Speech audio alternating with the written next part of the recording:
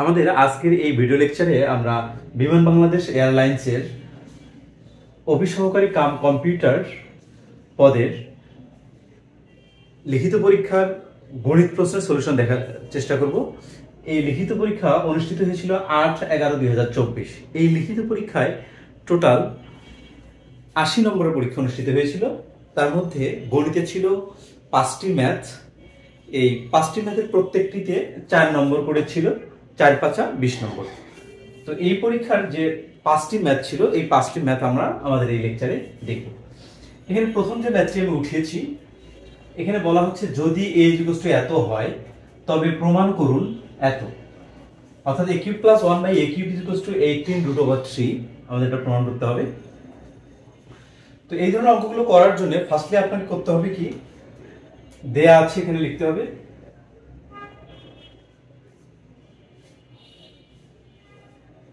যেহেতু আমাদের এটা লিখিত পরীক্ষার কোশ্চেন, সুতরাং ব্রডলি অর্থাৎ হচ্ছে লিখিতভাবে আপনারা কিভাবে লিখবেন ফুল প্রসেসটাই আমি এখানে দেখানোর চেষ্টা করব। দেয়া আছে a √3 পজিটিভ √2, এই পার্টটা আমাদের দেয়া আছে। আমরা কিন্তু এই পার্ট থেকে ইজিলি 1/a কিন্তু আমরা বের করতে পারি। এখানে কত আছে, √3 + √2 আছে। এইটাকে যদি 1/a অর্থাৎ হচ্ছে 1/a এর ভ্যালু বের করতে চাই আমরা, তাহলে এটাকে আমরা কিন্তু সরাসরি এভাবে লিখতে পারি, √3 - √2। এখন কথা হচ্ছে এইখান থেকে এটা কিভাবে আসলো, লিখিত পার্টে কিন্তু আপনাদের এই পার্টটা দেখাতে হবে। এই কারণে আমরা করব কি, ফুল প্রসেসটা আমি দেখাচ্ছি এখানে। দেখুন a = এত দেয়া আছে, তাহলে 1/a আমাকে বের করতে হবে, অর্থাৎ যে পার্টটা এখানে আছে এটাকে ইনভার্স করলাম, বিপরীতকরণ করলাম। এখানে হবে 1/√3 পজিটিভ √2। এই পজিশনে আসার পরে আমরা করব কি, নিচে যে পার্টটা আসবে এই পার্টের বিপরীত চিহ্ন, এখানে √3 + √2 আছে, এর বিপরীত চিহ্ন √3 - √2 দ্বারা হর এবং লবকে গুণ করে দিব। তো এখানে হবে √3 পজিটিভ √2 ইনটু √3 নেগেটিভ √2, এখানে √3 নেগেটিভ √2।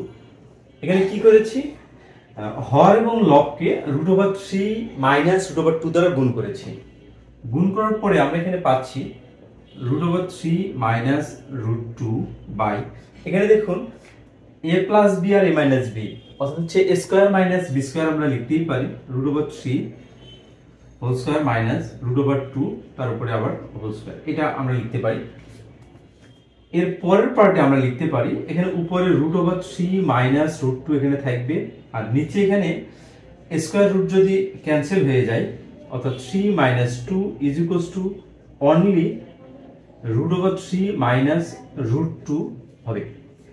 এখানে দেখুন নিচে কিন্তু 3 থেকে যদি 2 বাদ দেন সেক্ষেত্রে কিন্তু 1 হয়, এর নিচে 1 লেখা বা না লেখা সেম ঘটনা।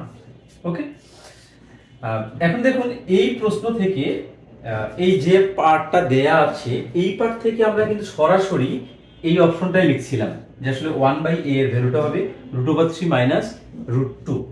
এখানে লক্ষণীয় বিষয় হচ্ছে, যদি এমন থাকে a এর ভ্যালুটা যদি √3 + √2 থাকে, তাহলে 1/a কিন্তু হবে এর বিপরীতটা, অর্থাৎ √3 - √2 এটা হবে। এখানে যদি মাইনাস থাকে তাহলে এখানে প্লাস হবে। তবে এই √3 - √2 হওয়ার পিছনে গুরুত্বপূর্ণ একটা কারণ হচ্ছে, এই দুইটার ভ্যালু, এই যে √এর ভিতরে যা আছে এই দুইটার বিয়োগফল কিন্তু 1 হতে হবে। যদি এখানে 5 থাকে, এখানে যদি 2 থাকে, তাহলে কিন্তু আর এইভাবে ক্যালকুলেশনটা আসবে না, অর্থাৎ উত্তরটা আপনি এটা লিখতে পারবেন না। এই জন্য এই অঙ্ক করার সময় এমসিকিউ বা রিটেন যখনই করেন আপনি, তখনই আপনার এই ধরনের ব্যবধানটা আগে দেখে নিতে হবে আসলে 1 হয় কিনা। যদি 1 হয় তাহলে আপনি এভাবে ক্যালকুলেশন করে করতে পারেন, মানে সরাসরি উত্তরটা বসাই দিতে পারেন।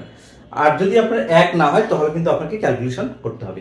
তার মানে আমরা এখান থেকে কিন্তু পাচ্ছি a এর ভ্যালুটা হচ্ছে, এটা তো দেয়া আছে √3 পজিটিভ √2। এখন 1/a এর ভ্যালুটাও কিন্তু আমরা এখানে পেয়ে গেছি। এখন আমরা করব কি, a + 1/a লিখব। a + 1/a কেন লিখছি আর কেন a - 1/a লিখছি না, এর কারণটা হচ্ছে a প্লাস 1 বাই a লিখছি। এই যে এখানে দেখুন a cube plus b cube আছে, a কিউব প্লাস b কিউবের ভ্যালু হচ্ছে a plus b whole cube minus 3ab। সুতরাং আমাদের এখানে প্লাস মানটা আমরা বের করব। এর ভ্যালুটা কত আমাদের? এর ভ্যালুটা হচ্ছে √3 প্লাস √2, √3 প্লাস √2, এরপর পজিটিভ সাইন, পজিটিভ সাইন। এখানে কত আছে আমাদের? 1 বাই a এর ভ্যালুটা আমরা পাইছি √3 মাইনাস √2, √3 মাইনাস √2। এই প্লাস √2 আর মাইনাস √2 ক্যান্সেল হয়, পরীক্ষার হলে কেটে দেওয়ার দরকার নেই, আপনাদের নরমালি এভাবেই রাখবেন। লেখার পর এখানে দুইটা √3, এখানে একটা √3, এখানে একটা √3, তাহলে কয়টা √3 হয়? 2√3। বাস, তার মানে আপনি a প্লাস 1 বাই a এর যে ভ্যালু এটা আপনি পেয়ে যাচ্ছেন 2√3। এখন আমাদের এগুলো দরকার নেই। এখন আমরা করব কি, এখানে লেফট হ্যান্ড সাইড লিখব। লেফট হ্যান্ড সাইড পরীক্ষার হলে আমি কিন্তু ইলাবোরেট করাচ্ছি। এখানে লেফট হ্যান্ড সাইড হচ্ছে a cube plus 1 by a cube. এর ভ্যালুটা আমাদের কি হয়? a plus 1 by a whole cube minus 3a, b হচ্ছে 1 by a into a plus 1 by a। এটা হচ্ছে আমাদের formula, a cube plus b কিউবের formula a plus b whole cube minus 3ab into a plus b। এর ভ্যালুটা তো আমরা জানি, a প্লাস 1 বাই a এর ভ্যালু হচ্ছে 2√3, 2√3 তার উপরে কিউব মাইনাস এটা ক্যান্সেল, এখানে 3 থাকে আর এখানে থাকে 2√3। এই যে এখানকার ভ্যালুটা a প্লাস 1 বাই a এর ভ্যালুটা 2√3। তো এখন এর উপরে 3 মানে 2 3 বার গুণন, 2 3 বার গুণ করলে কত হয়? 8 হয়। আবার √3 এর উপরে 3 মানে হচ্ছে √3, √3 আর √3, √3 ক্যালকুলেশন করলে 3 হয়, তার মানে 3√3। এখন এই 3√3 এর সঙ্গে যদি আপনি এই 8 গুণন করেন, 3 আসলে কত হয়? 24√3 হয় এখানে ইভেন্চুয়ালি। তাহলে আমরা এখানে লিখতে পারি 24√3 মাইনাস 6√3। ক্যালকুলেশন করলে 24√3 থেকে 6√3 যদি আপনি বাদ দেন তাহলে 18√3 হবে। এইটাই ছিল আমাদের, এই যে এখানে দেখুন রাইট হ্যান্ড সাইড, এইটাই ছিল আমাদের রাইট হ্যান্ড সাইড। আপনাকে কিন্তু এই প্রশ্নে অবশ্যই প্রুফ শব্দটা লিখতে হবে, বা left hand side is right hand side, এখানে প্রুফ বলা হলো, না হলে কিন্তু আপনার 1 নম্বর কেটে যাবে। আপনার পোস্টের নম্বর হচ্ছে 4। আপনি যদি ফুল অঙ্কটা করার পরে এই ধরনের যে ক্রিটিক্যাল যে বিষয়গুলো আছে, টেকনিক্যাল যে বিষয়গুলো আছে, এগুলো যদি না লেখেন সেক্ষেত্রে কিন্তু আপনি 1 নম্বর কম পাবেন। একটি চৌবাচ্চায় 3টি নল রয়েছে। প্রথম ও দ্বিতীয় নল দ্বারা যথাক্রমে 30 মিনিট ও 20 মিনিটে চৌবাচ্চাটি পূর্ণ হয়। তৃতীয় নল দ্বারা চৌবাচ্চাটি 60 মিনিটে খালি হয়। 3টি নল একসাথে খুলে দিলে চৌবাচ্চাটি কত মিনিটে পূর্ণ হবে সেটা আমাদের বের করতে হবে। তার মানে কথাটা এই ধরনের যে প্রথম নলটা যদি ওপেন করা হয় তাহলে অর্থাৎ হচ্ছে প্রথম নল দ্বারা ওই চৌবাচ্চাটি 30 মিনিটে পূর্ণ হবে, দ্বিতীয় নল দ্বারা 20 মিনিটে পূর্ণ হবে।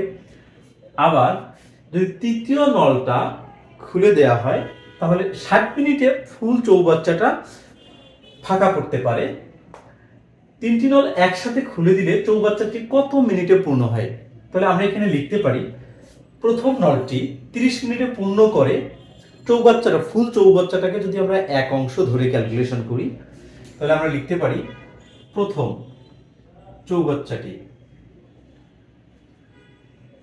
নলটি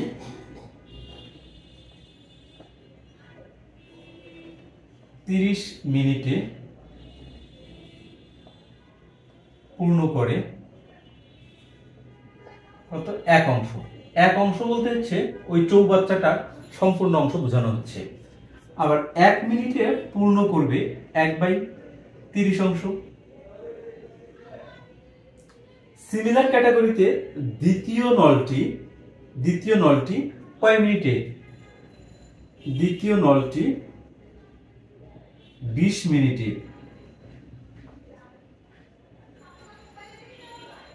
20 মিনিটে পূর্ণ করে 1 অংশ। তাহলে ওই দ্বিতীয় নলটি 1 মিনিটে পূর্ণ করবে কত অংশ? 1/20 অংশ।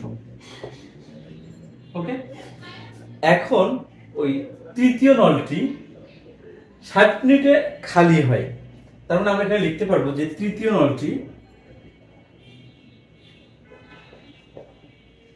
60 মিনিটে খালি করে এক অংশ অর্থাৎ সম্পূর্ণ চৌবাচ্চাটি। 60 মিনিটে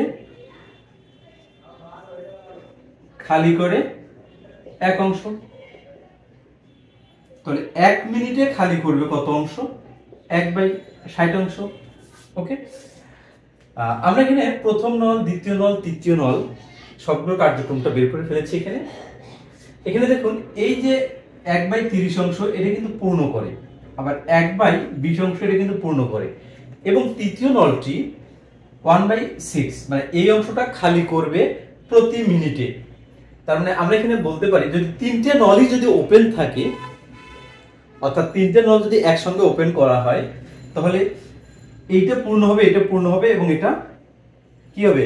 খালি হয়ে যাবে। ওই কথাটা আমরা লিখবো। এখানে বলা আছে তিনটি নল একসাথে খুলে দিলে, তাহলে এখানে লিখবো তিনটি নল একসাথে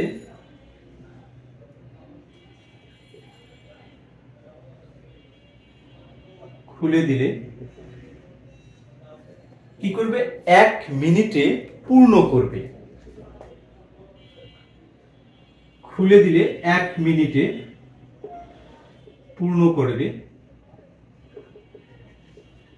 পূর্ণ করে কত অংশ পূর্ণ করে?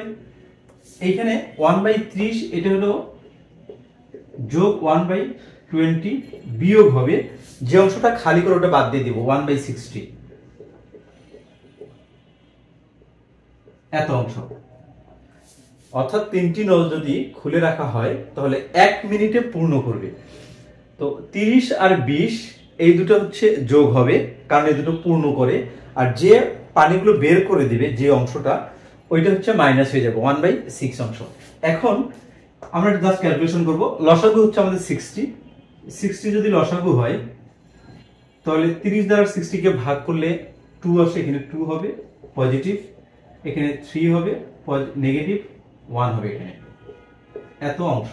তার মানে হচ্ছে নেগেটিভ। এখানে 3 আর 2 5 থেকে যদি 1 বাদ দেওয়া হয় তাহলে 4/60, এই 4/60 কে যদি ভাগ করি আমরা তাহলে 1/15, এত অংশ।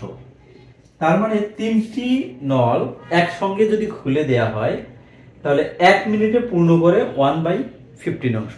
ফুল চৌবাচ্চাটাকে আমরা এক অংশ ধরে ক্যালকুলেশন করতেছিলাম, তাহলে ওই কথাটা আমরা এখানে লিখবো।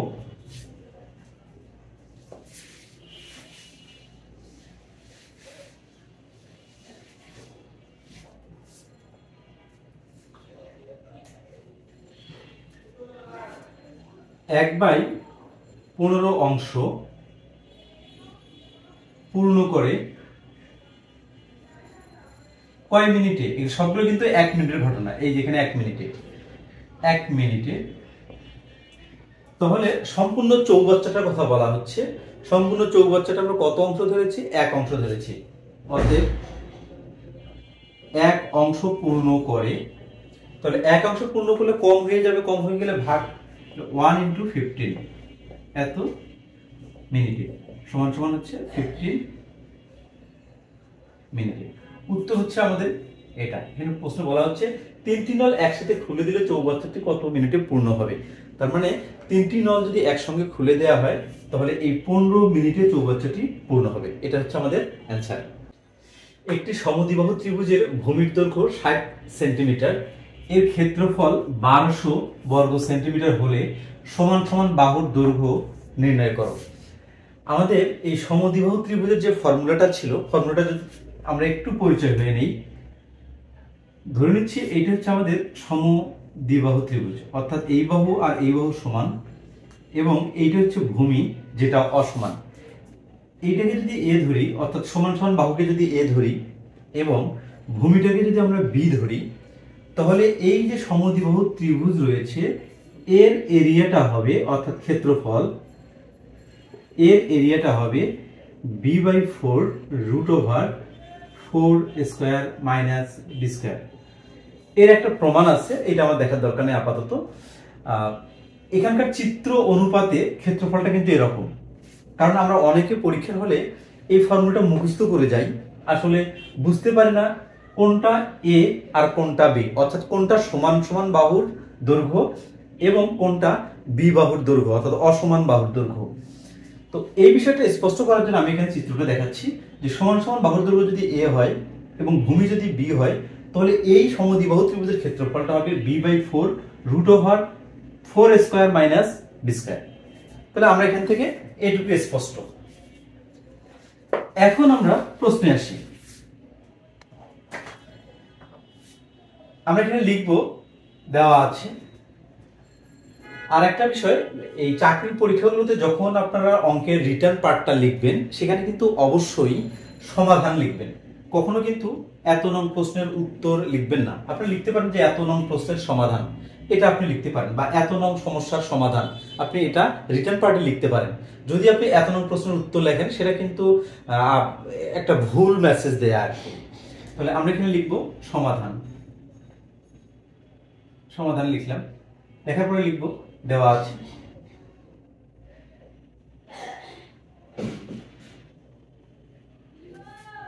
সমদ্বিবাহু ত্রিভুজের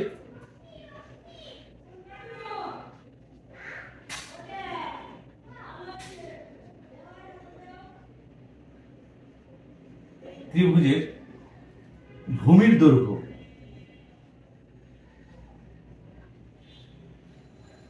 ভূমির দৈর্ঘ্য 60 সেন্টিমিটার এবং ক্ষেত্রফল 1200 বর্গ সেন্টিমিটার। 1200 বর্গ সেন্টিমিটার। আপনারা এটুকু লিখবেন, দেয়া আছে সমদ্বিবাহু ত্রিভুজের ভূমির দৈর্ঘ্য 60 সেন্টিমিটার এবং ক্ষেত্রফল হচ্ছে 1200 বর্গ সেন্টিমিটার। এখন লিখবেন আমরা জানি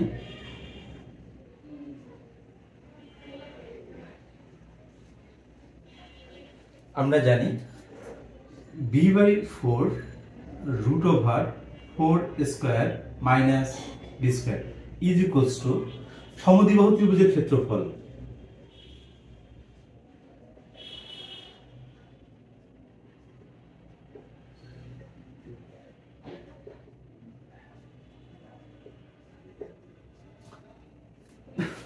এভাবে লিখবেন। লেখার পরে আমরা জাস্ট হচ্ছে মানগুলো বসাবো। বি বলতে এখানে কি বোঝাচ্ছিলাম, ভূমির। তাহলে আমাদের এখানে ভূমির দৈর্ঘ্য কত দেওয়া আছে, 60।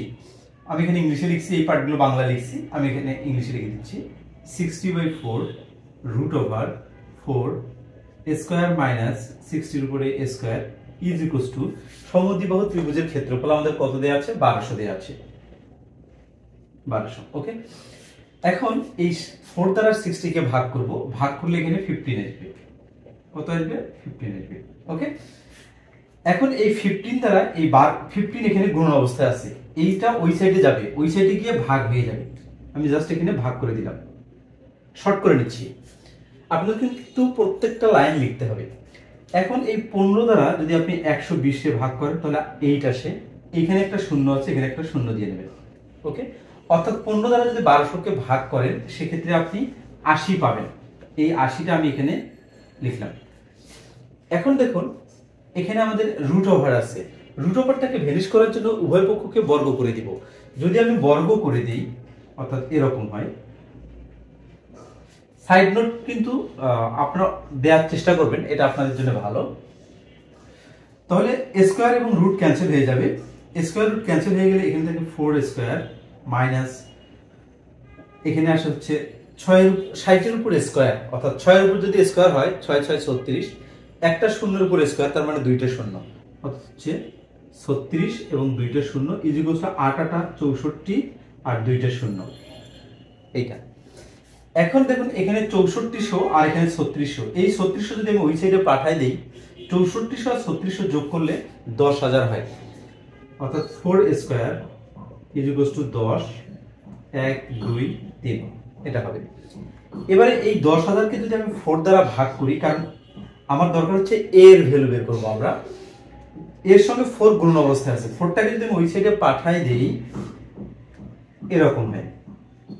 ওকে, এবারে 4 দ্বারা যদি আমি এটাকে ভাগ করি, দেখুন 4 দ্বারা যদি আমি 100 কে ভাগ করি তাহলে 25 আসে, আর এখানে দুইটা শূন্য, তার মানে 25 এর পরে দুইটা শূন্য আসবে। এখানে আমি এখানে লিখতেছি 25 এর পরে ডাবল শূন্য। ওকে, এখন এই যে স্কয়ার আছে, স্কয়ারটা যদি আমি ওই সাইডে পাঠাই দিই তাহলে কিন্তু √25 আসবে। আপনারা একটা জিনিস মনে রাখবেন যে আমরা কিন্তু এর লেখার পরে এখানে কখনোই প্লাস মাইনাস দিব না, কারণ এ হচ্ছে একটা বাহুর দৈর্ঘ্য।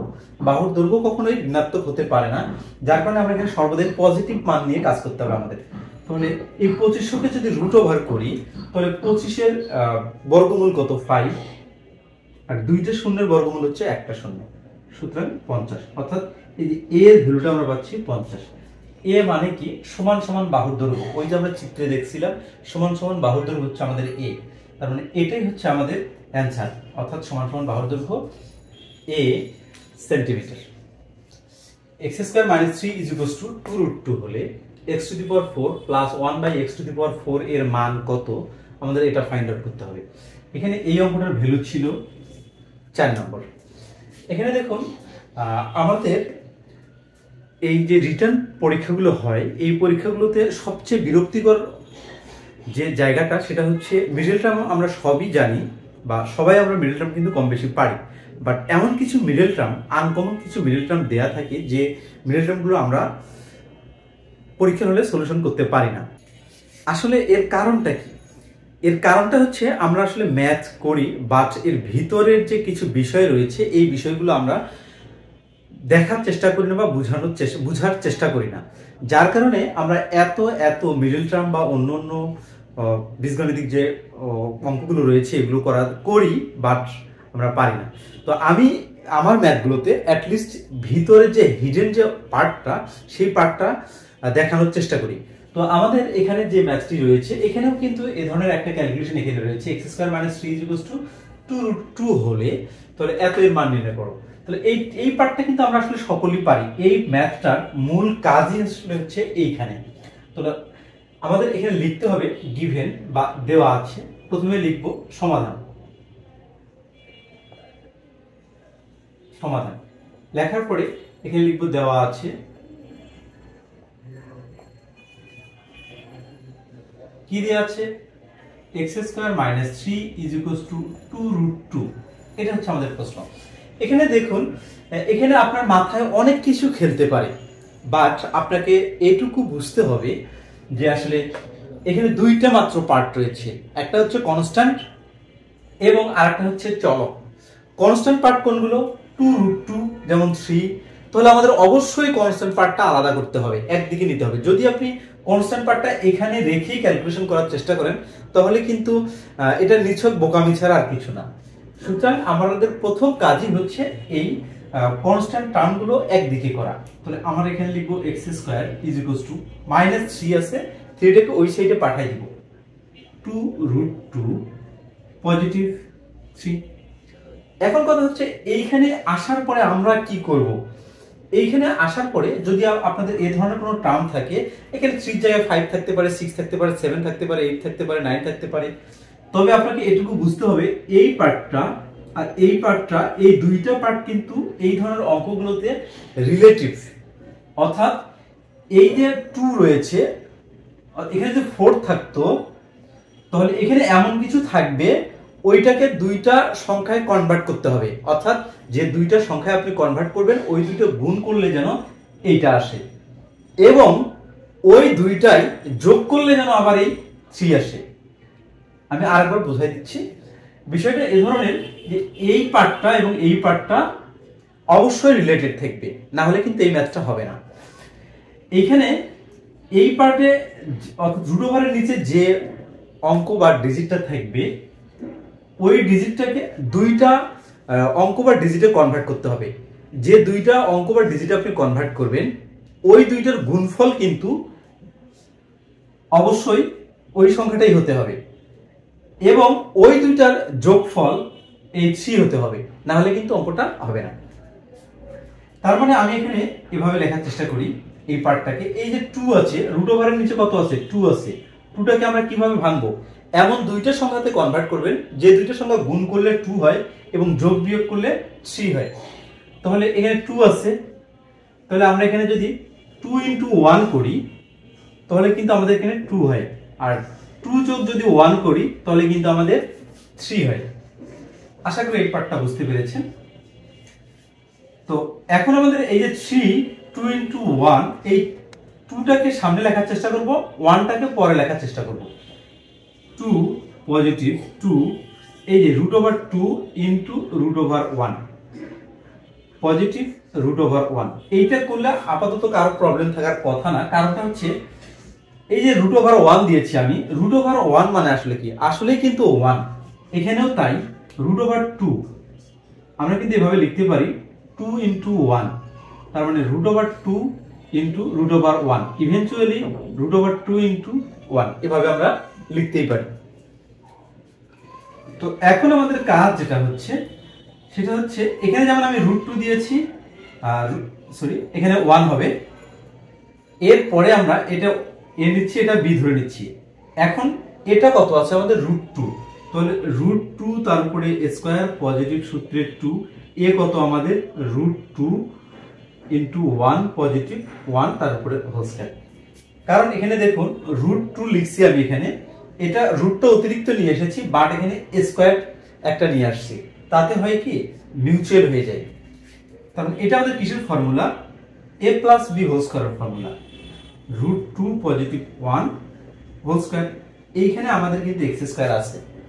এখন এই x স্কয়ার যদি ওই সাইডে চলে যায় তাহলে কি হয়ে যায়, রুট হয়ে যায়, রুট আর স্কয়ার কি হয়ে যায়, ক্যান্সেল হয়ে যায়। অতএব x আমরা পাচ্ছি √2 + 1।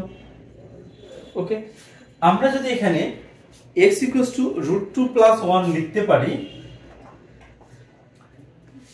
তার মানে আমরা এখানে পাচ্ছি x √2 + 1। তাহলে আমাদের কাজ কি, 1/x বের করা। 1/x এর ভ্যালুটা তাহলে কত হবে, √2 - 1, প্রথম যে অঙ্কটা ছিল সেই অঙ্কটার মতো।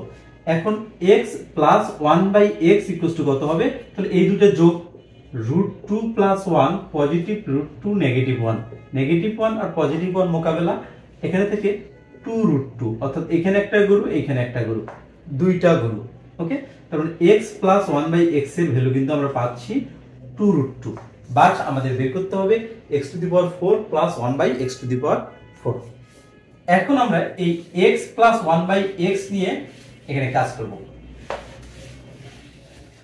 ইভেন্চুয়ালি আমরা পাচ্ছি x + 1/x = 2√2। এইখান থেকে আমাদের x⁴ + 1/x⁴ এর ভ্যালুটা বের করতে হবে। যদি এই ধরনের কোনো ফিগার থাকে এবং এটা যদি x⁴ বা x⁸ থাকে বা x⁴ 8 × 16 16 × 32 এই ধরনের যদি পাওয়ারগুলো থাকে, সেক্ষেত্রে আমরা সর্বদাই করব কি, এই যে পার্টটা রয়েছে এই পার্টটাকে একবার বর্গ করে দিব। যদি উভয় পক্ষে বর্গ করি তাহলে এই ধরনের ঘটনা ঘটে, উভয় পক্ষে বর্গ করে এখানে বোথ সাইড। ওকে, বর্গ করার পরে এখানে দেখুন a + b হোল স্কয়ারের ফর্মুলা, অর্থাৎ হচ্ছে a স্কয়ার প্লাস সূত্রে 2a 1/x পজিটিভ 1/x², অর্থাৎ হচ্ছে a square + 2ab + b square = এখানে কত আসে, 2 × 2 = 4 আর স্কয়ার রুট ক্যান্সেল হয়ে গেলে 2, 4 × 2 = 8 আসে এখানে। এখন দেখুন এই x ক্যান্সেল, ইভেন্চুয়ালি এখানে থাকে x² পজিটিভ 1/x², অর্থাৎ এই পার্টটা লিখছি আর এই পার্টটা লিখছি। এই যে এখানে কি থাকে আমাদের, শুধু পজিটিভ 2 থাকে। পজিটিভ 2টা যদি আমি ওই সাইডে পাঠাই দেই তাহলে 8 - 2 = এখানে 6 থাকবে। এখন দেখুন আমি যখন একবার বর্গ করেছি এখানে স্কয়ার চলে এসেছে, আমি যদি আরেকবার এটাকে বর্গ করি তাহলে কিন্তু আমার 4 আসবে এবং অঙ্কটা শেষ হয়ে যাবে। তাহলে আমি এটাকে আরেকবার বর্গ করব উভয় পক্ষে বর্গ করলে আমরা পাচ্ছি এইটা। ওকে, তাহলে a স্কয়ার তার মানে x⁴ পজিটিভ সূত্রে 2, a হচ্ছে এটা, b হচ্ছে 1/x² পজিটিভ 1/x⁴ = 6 6 36। তাহলে এটা ক্যান্সেল, এখানে x⁴ পজিটিভ 1/x⁴ এই যেখানে 36 আছে এখানে পজিটিভ 2 আছে, পজিটিভ 2 ওই সাইডে চলে গেলে নেগেটিভ 2 মানে 34। তার মানে এই যে x⁴ পজিটিভ 1/x⁴ এর অ্যানসার পাচ্ছি আমরা 34। এটাই আসলে এই প্রশ্নটার অ্যানসার। একটি গাড়ি ঘন্টায় 60 কিলোমিটার বেগে কিছু পথ এবং ঘন্টায় 40 কিলোমিটার বেগে অবশিষ্ট পথ অতিক্রম করলো। গাড়িটি মোট 5 ঘন্টায় 240 কিলোমিটার পথ অতিক্রম করলে ঘন্টায় 60 কিলোমিটার বেগে কত দূর গিয়েছিল? অর্থাৎ এখানে টোটাল ডিস্টেন্স হচ্ছে 240 কিলোমিটার। 240 কিলোমিটার হচ্ছে টোটাল ডিস্টেন্স। এই 240 কিলোমিটার অতিক্রম করবে, বলা হচ্ছে 60 কিলোমিটার বেগে কিছু দূর যাবে, অর্থাৎ এই 240 কিলোমিটার ধরে নিচ্ছি এইটুকু হচ্ছে 240 কিলোমিটার। তাহলে 60 কিলোমিটার বেগে অর্থাৎ 1 ঘন্টায় 60 কিলোমিটার বেগে কিছু দূর অতিক্রম করবে। ধরে নিচ্ছি এইটুকু 60 কিলোমিটার বেগে 60 কিলোমিটার পার আওয়ার এইটুকু অতিক্রম করবে এবং অবশিষ্ট পথ 40 কিলোমিটার, এইটুকু 40 কিলোমিটার পথ 40 কিলোমিটার বেগে অতিক্রম করবে। তাহলে আমরা যদি এইটুকুকে x ধরি, অর্থাৎ ধরে নিচ্ছি 60 কিলোমিটার বেগে অতিক্রম করে x কিমি, তাহলে এই টোটালটা তো হচ্ছে 240, তাহলে এইটুকু 40 কিলোমিটার বেগে অতিক্রম করবে। তাহলে 40 কিলোমিটার বেগে কতটুকু অতিক্রম করবে? এইটুকু তো আমাদের বাতিল হয়ে গেল, 240 থেকে তাহলে কত বাদ? x বাদ, তার মানে হচ্ছে 240 মাইনাস x। এই যে ডিসটেন্স এইটুকু কিন্তু হচ্ছে এইটা, কারণ পুরোটুকু হচ্ছে 240, এখান থেকে এক্সট্রা যদি আমি বাদ দিই তাহলে কিন্তু আমি এইটুকু পাবো। তার মানে 40 কিলোমিটার বেগে অতিক্রম করবে এত কিলোমিটার। তাহলে ওই কথাটাই আমরা লিখব, ধরি গাড়িটি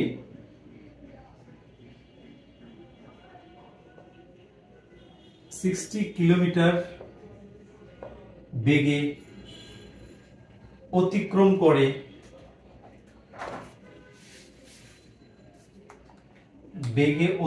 করে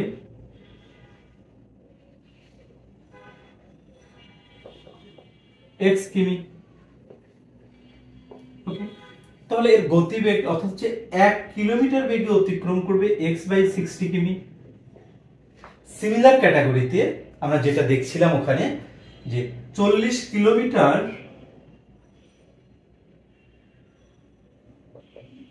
কিমি বেগে অতিক্রম করবে, কত হবে? 240 মাইনাস x এত কিমি।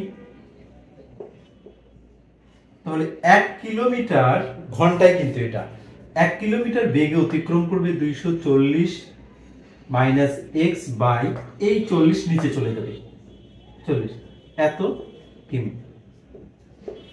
ওকে, এখন আমাদের কাজ হচ্ছে আমরা এখানে শর্তে লিখে আমি যে এইটুকু মেশাই দিই, এখানে স্পেস কম থাকার কারণে শর্তে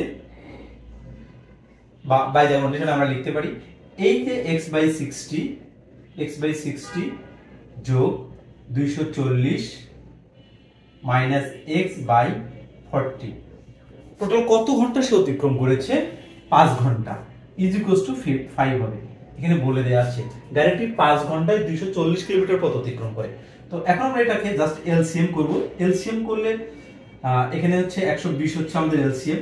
এইটা দ্বারা যদি এটাকে আমি কেটে দেই তাহলে 2 আসে, অর্থাৎ 2x পজিটিভ। এইটা দ্বারা কাটলে এখানে 3 আসে।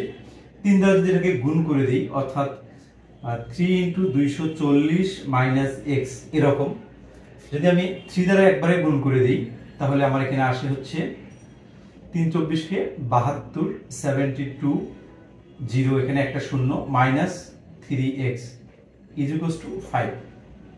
ওকে, এখন এই যে 3x থেকে যদি 2x বাদ দিই মাইনাস x থাকে, আর এখানে থেকে হচ্ছে পজিটিভ 720 ইজ ইকুয়ালস টু 5 দ্বারা যদি 120 কে গুণন করি 5 12 60 60, আর এখানে একটা শূন্য আছে এখানে দিয়ে দিব। ওকে, এখন minus x is equals two 600। এই যে এখানে দেখুন কনস্ট্যান্ট একদিকে এসে আছে, এটাকে অন্য সাইডে পাঠিয়ে দিব আমরা 720।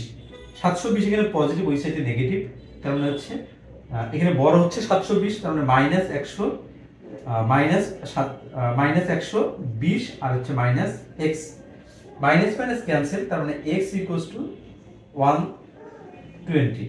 অর্থাৎ এখানে বলা হচ্ছে যে ঘন্টায় 60 কিলোমিটার বেগে কত দূর গিয়েছে। তাহলে ঘন্টায় 60 কিলোমিটার বেগে গিয়েছে 120 কিলোমিটার। টোটাল ডিস্টেন্স ছিল 240 মধ্যে 120 কিলোমিটার। এই ছিল আমাদের বিমান বাংলাদেশ এয়ারলাইন্সের অফিস সহকারী কাম কম্পিউটার পদের 5টি ম্যাথস। আপনাদের এই ভিডিওটি যদি ভালো লেগে থাকে অবশ্যই আমার এই চ্যানেলটি সাবস্ক্রাইব করে রাখবেন। এছাড়াও বিমান বাংলাদেশ এয়ারলাইন্সের ম্যাথসের ক্লাসগুলো পেতে আমার এই চ্যানেলটি আপনারা যারা ফেসবুক থেকে দেখছেন অবশ্যই শেয়ার করবেন। আল্লাহ হাফিজ।